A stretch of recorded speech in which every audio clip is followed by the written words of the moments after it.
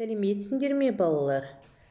Бүгін қазақ тілі сабағымыздың тақырыбы зат есімнің жекеше және көпше түрі. Сабақтың мақсаты зат есімнің жекеше және көпше түрлерін ажырату, таба білу, ұйқас сөздерді пайдаланып, өлең құрастырып үйрену. Ал енді өткен сабағымызды пысықтап алайық, қайталап алайық. Зат есім дегеніміз не? Зат есім қандай сұрақтарға жауап береді? Жалқы есім және жалпы есім дегеніміз не? Дұрыс айтасыңдар балалар. Зат есім заттың атын білдіретін сөз табы. Мысалы, ана, аналар, кітап, кітаптар. Адамға қатысты сөздерге кім, кімдер, заттар мен жануарларға не, нелер деген сұрақтар қойылады. Зат есімнің жекеше және көпше түрі бүгінгі сабағымыздың тақырыбы. Кім, не сұрақтарына жауап беретін сөздерді зат есімнің жекеше түрі деп атайды. Кім, оқушы, не, кітап. Кімдер, нелер сұрақтарына жауап беретін сөздерді зат есімнің көпше түрі деп атайды. Кімдер, оқушылар, нелер, кітаптар.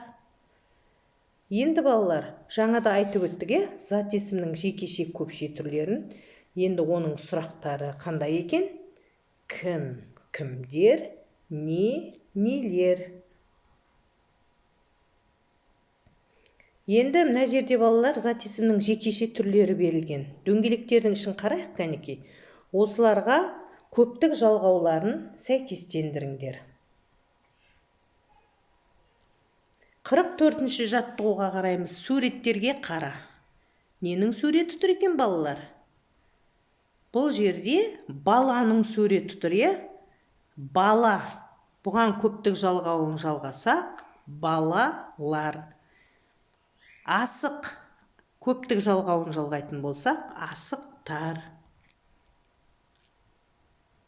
45-ші жаттығуда өлеңді мәнерлеп оқы. Зат есімнің жекеше көпше түрлерін тап.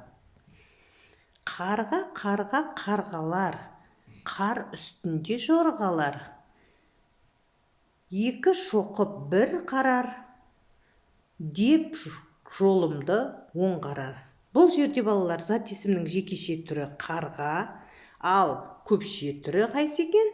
Қарғалар. Жарайсыңдар балалар, кереметсіңдер. Енді сергіту сәтін жасап алайық, кішкене қолымызды жаттықтырып, демалып, орнымыздан тұрайық, алақанды ұрайық. Бір отырып, бір тұрып, бір демалып алайық. Балалар, енді сендер өздерің 48-ші жаттығуда суретшінің қатесін табыңдар.